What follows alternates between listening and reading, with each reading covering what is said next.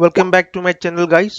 आज मैं आपको बताने वाला हूं कि किस तरह से हम जो है वो क्वेरीज को अपेंड करते हैं। यानी कि मान लीजिए हमारे पास टू या मोर देन टू या थ्री सीट्स है या डेटाबेस है, वहां से हम डेटा लेके आते हैं। तो एक मास्टर फाइल कैसे क्रिएट करते हैं ताकि हम एक डैशबोर्ड क्रिएट कर सके उन सभी डेटाबेस का। ओके, तो चलिए स्टार्ट करते हैं। देखिए, ये एक ब्लैंक यहाँ पे मेरे पास पावर भी ओपन है। पहले मैं क्या करूंगा, एक एक करके सारे डेटाबेस को यहाँ पे लोड करूंगा। देखिए, इंपोर्ट फ्रॉम एक्सेल, मेरे पास एक्सेल में शीट है वो, तो मैं एक्सेल में उसको इंपोर्ट करूंगा। मेरे पास ये तीन फाइल है यहाँ पे जो मैं समझाने वाला हूँ आपको। नॉर्थ, साउथ एंड वेस्ट का डेटा है। पहले मैं एक एक करके इसको जो है वो इंपोर्ट करूंगा। ओके, डेटा मैं डायरेक्ट यहाँ पे लोड करूंगा। ये नॉर्थ का डेटा है मेरे पास, इसे डायरेक्ट लोड करूंगा।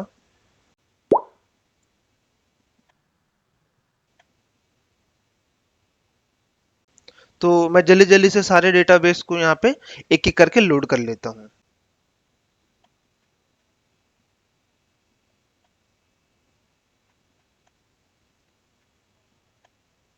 ओके, सो गाइज आप देख सकते हैं मेरे पास यहाँ पे तीनों north, south and west west के जो है वो डेटा आ चुके हैं।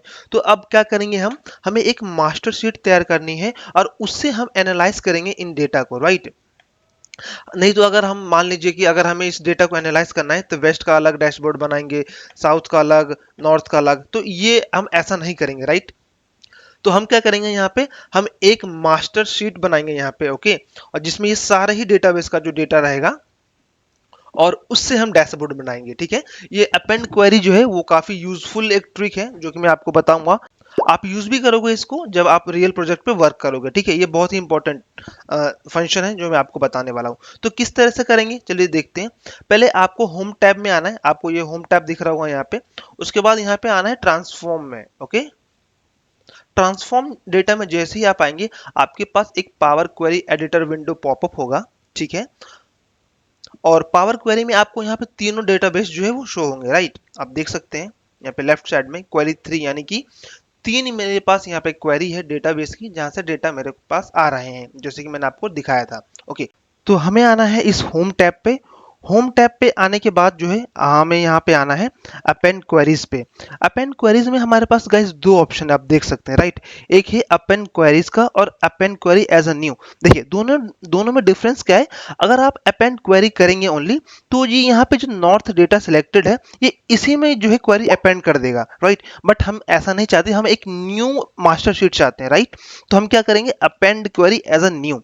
जैसे ही हम append query as a new करेंगे, हमारे पास एक अपेंड की विंडो पॉपअप होगी। अब वो हमसे पूछेगा कि आपके पास कितने टेबल है। तो हमारे पास जो है वो 3 और मोर टेबल है उससे। तो देखिए, नॉर्थ यहाँ पे ऑलरेडी सिलेक्टेड है, तो अब हम नॉर्थ नहीं सिलेक्ट करेंगे। अब क्या करेंगे, साउथ, और सेलेक्ट करके जस्ट इस ऐड बटन पे क्लिक करेंगे तो ये टेबल टू अपेंड में ऑटोमेटिक मूव हो जाएगा। उसी तरह से वेस्ट पे भी आएंगे, ऐड पे क्लिक करेंगे और ये जो वेस्ट का डेटा है वो भी टेबल टू अपेंड में आ चुका है गाइज। और ओके हिट करेंगे। ओके हिट करते ही आप देखेंगे यहाँ हमारे पास यहाँ पे एक अपेंड क्वेरी करके एक यहाँ पे क्वेरी बन चुकी है, राइट, अपेंड 1। तो हमें इसका नाम जो है वो मास्टर शीट रखना है, मास्टर शीट।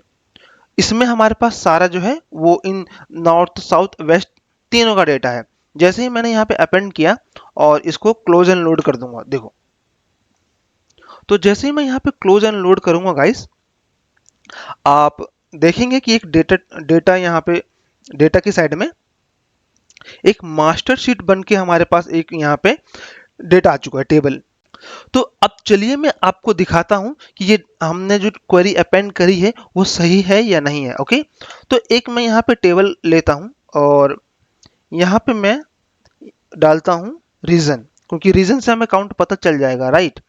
रीजन डालूंगा यहाँ पे, हमारे पास एक, देखिए। तो अब हमें ये बता रहा है, मैं यहाँ पे इसकी वैल्यू को इंक्रीज करता हूँ